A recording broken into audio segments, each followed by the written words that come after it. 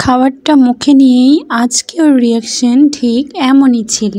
So hello বন্ধুরা, আপনারা সবাই কেমন আছেন? প্রতিদিনের মতো আজকেও আপনাদের সামনে হাজির হলাম নতুন একটি ডেইলি ব্লগ নিয়ে।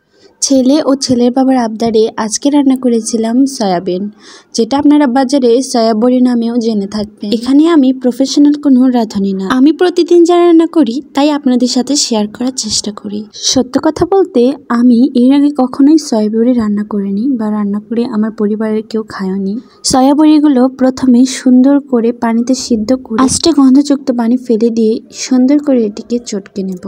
এতক্ষণে আপনারা অবশ্যই বুঝতে পেরেছেন এটাকে আমি বড়া বানাবো। এই জন্য পেঁয়াজ পরিমাণ মতো স্লাইস করে সুন্দর করে কেটে নেব, যাতে করে আমি রান্না এবং বড়া দুটোতেই পেঁয়াজটা ব্যবহার করতে পারি। সুন্দর করে আরেকটু কেটে নেব কিছুটা পেঁয়াজ বেটে দেওয়ার জন্য। আরও একটি চিরন্তন সত্য কথা কি জানেন, আপনি যদি রান্নাটি সুন্দরভাবে মন থেকে করেন, ভালোবেসে করেন, তাহলে অবশ্যই এর স্বাদ দ্বিগুণ বেড়ে যাবে।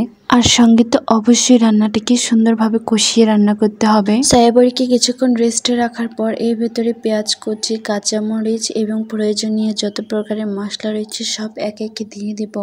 সঙ্গে একটু ময়দাও দিয়ে দেবেন, যাতে করে ডোটা মাখাতে অনেক বেশি ভালো লাগে। বড়া বানালে সহজে ভেঙে না যায়। আমি সুন্দর করে এটি আবারও মেখে নিচ্ছি। এর ভিতরে আরেকটি ডিম ভেঙে দেব, যাতে করে এটার টেস্ট আর একটু বেড়ে যায় এবং সয়াবিনের গন্ধ একেবারে না থাকে।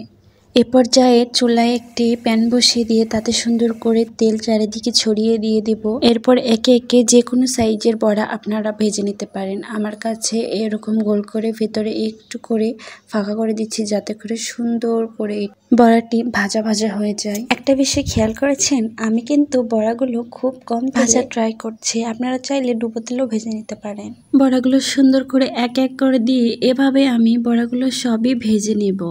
তেলটা ভালো করে ছড়িয়ে ছিটিয়ে দিচ্ছিলাম, যাতে করে উভয় পাশে তেল লেগে যায় এবং বড়াগুলো সুন্দরভাবে ভাজা ভাজা হয়ে যায়।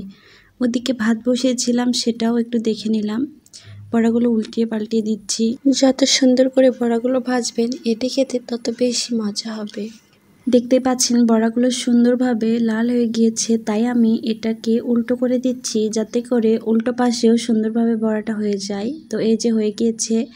এই যে একজন বসে রয়েছে বড়া খাওয়ার জন্য, রান্নায় দেইনি, তারপরেও বড়া অর্ধেক শেষ। এদিকে আমি আবারও চুলায় বাদবাকি যেগুলো ছিল সেগুলো সুন্দর করে ছোট ছোট করে দিয়েছিলাম, যাতে করে খুব দ্রুত হয়ে যাওয়ার পরে তেল দিয়ে দিয়েছিলাম। তারপরে তার পেঁয়াজ কুচি, প্রয়োজনীয় সকল মশলা একে একে দিয়ে দিচ্ছিলাম। দিলাম জিরা বাটা, আদা রসুন বাটা, হলুদের গুঁড়া, মরিচ গুঁড়া, তারপরে সামান্য একটু পানি, যাতে করে মশলাগুলো খুব সুন্দরভাবে কষিয়ে যায়। এভাবে 2 মিনিট মতো সুন্দর করে নাড়াচাড়া করে দেব এবং ঢাকনা দিয়ে ঢেকে দেব। 5 মিনিট পর আবারও সুন্দর করে ঢাকনাটা খুলে সুন্দর করে নাড়াচাড়া করে দেব, যাতে করে চারিপাশে মশলাটা একেবারে ভেতরে চলে যায়। পরিমাণ মতো ঝোল দিয়ে দিচ্ছি, একটু বেশি করে দিবেন। তারপর এর ভেতরে বড়া দিয়ে দিচ্ছি। বড়াগুলো সুন্দর করে দিয়ে দেওয়ার পরে চারিপাশটা সুন্দর করে নাড়াচাড়া করে দেব। ঢাকনা দিয়ে ঢেকে দিচ্ছি। এদিকে আব্দুল্লাহ খেলাধুলা করছে। রান্নার ফাঁকে ওকে দেখতে বেলকুনিতে গিয়েছিলাম, ও তো দুষ্টামি করছে।